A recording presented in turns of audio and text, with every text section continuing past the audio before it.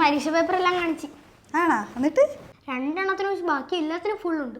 അപ്പം 2 എണ്ണത്തിന് ഫുള്ളില്ല? ഇല്ല, മാത്സിനും ഇംഗ്ലീഷിനും അല്ലാണ്ട് എല്ലാത്തിനും ഫുള്ളുണ്ട്. ആ, പോയി, എല്ലാം പോയി.